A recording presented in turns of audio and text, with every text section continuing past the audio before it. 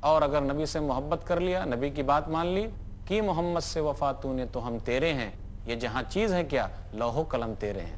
شرط ہے بات ماننا، عمل کرنا۔ یہ کیسی محبت ہے، زبانی دعوت تو ہے لیکن عمل نہیں کرتے۔ ہم نبی کے چاہنے والے ہیں، ہم نبی کے لیے سر کٹانے والے ہیں۔ نہیں، آپ سر کو بچا کے رکھیے، تبھی تو یہاں اللہ کا دین پھیلے گا۔ سر کٹانا کمال نہیں، بلکہ سر بچا کر اللہ کے دین کو پھیلانا یہ کمال کی بات۔ لیکن جہاں ضرورت پڑ جائے کٹانے کی تو وہاں پیچھے نہیں رہنا ہے۔ تو وہی ہے نبی کی مدد کی جائے، اور مدد کا سب سے بہترین طریقہ ہے کہ نبی صلی اللہ علیہ وسلم کی تعلیمات کو عام کیا جائے، اس کی تبلیغ کی جائے، لوگوں تک پہنچایا جائے۔ نبی صلی اللہ علیہ وسلم کا جذبہ کیا تھا؟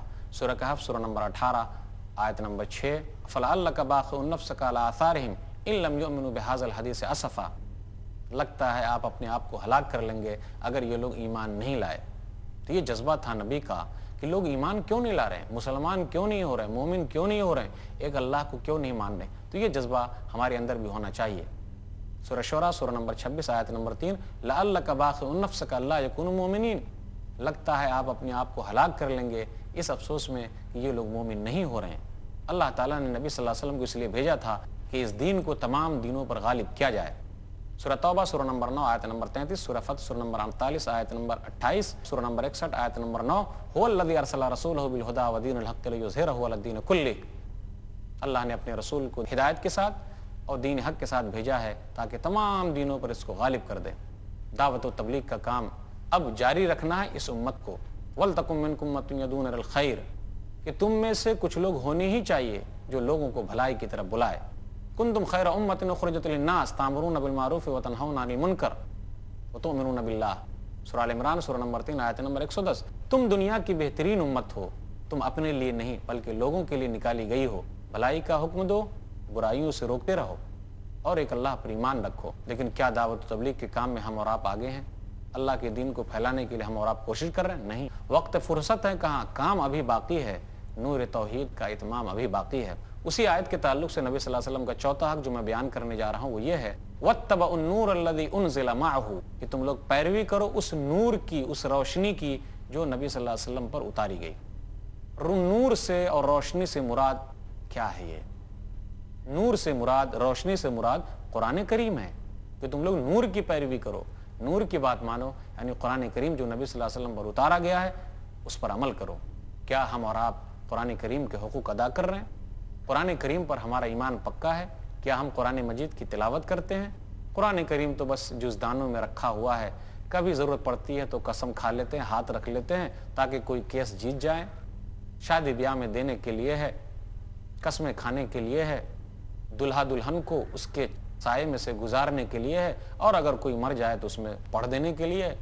افسوس کا مقام تو یہ ہے کہ اس کے اندر جو پیغام ہے اس پیغام کو ہم اور آپ نہیں لے رہے ہیں۔ ہونا چاہیے، حق ادا کیا جائے، قرآن کریم کو پڑھا جائے، سمجھا جائے، اس پر عمل کیا جائے، اس کی تبلیغ کی جائے، تب ہم واقعی نبی صلی اللہ علیہ وسلم کا حق ادا کریں گے، ورنہ نہیں۔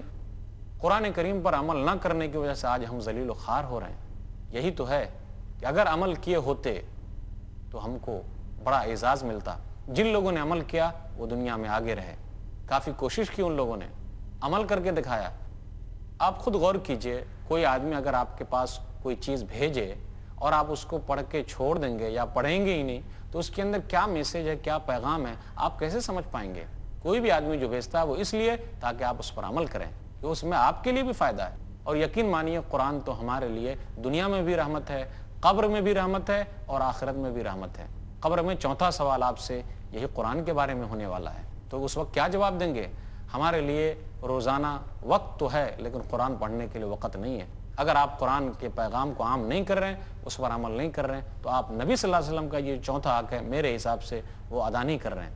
ہماری حالت کچھ یوں ہے جیسا کہ کہا ماہر القادری نے قرآن کے بارے میں کہ طاقوں میں سجایا جاتا ہوں، آنکھوں سے لگایا جاتا ہوں، تعویذ بنایا جاتا ہوں، دھو دھو کے پلایا جاتا ہوں، جزدان حریر اور ریشم کے اور پھول ستارے چاندی کے، پھر عطر کی بارش ہوتی ہے، خوشبو میں بسایا جاتا ہوں۔ یہ حالت ہے قرآن کی۔ اب قرآن اس طریقے سے ہمارے یہاں رکھا ہوا ہے، غرد و غبار پڑا ہوا ہے، کوئی اسے اٹھانے والا نہیں، کوئی پڑھنے والا نہیں۔ ہمارے درمیان جو یہ چیز پائی جاتی ہے یہ بہت مشکل کتاب ہے۔ اگر چیز مشکل ہوتی تو اللہ تعالیٰ اس کو بھیجتا کیوں؟ کہتے ہیں لوگ بھی عربی زبان میں، اس لیے ہم نہیں سمجھ سکتے۔ اگر ہمارے پاس کوئی آدمی انگریزی زبان میں کوئی خط بھیجے تو کیا ہم یوں ہی چھوڑ دیں گے؟ ارے جن کے پاس آتا ان کے پاس جائیں گے، ان سے پڑھیں گے، کوشش کریں گے۔ تو آئیے عہد کیجئے، اگر ہم اور آپ قرآن مجید کی اس آیت کی روشنی میں نبی صلی اللہ علیہ وسلم کے چاروں حقوق ادا کر رہے ہیں تو ہمارے لیے کامیابی ہے۔ اللہ تعالیٰ سے دعا ہے کہ اللہ تعالیٰ نبی صلی اللہ علیہ وسلم کے یہ حقوق ادا کرنے کی توفیق دے، آمین۔ وآخر دعوانا الحمدللہ رب العالمین، وصلی اللہ علی نبینا محمد وآلہ وصحبہ اجمعین، والسلام علیکم ورحمۃ اللہ وبرکاتہ۔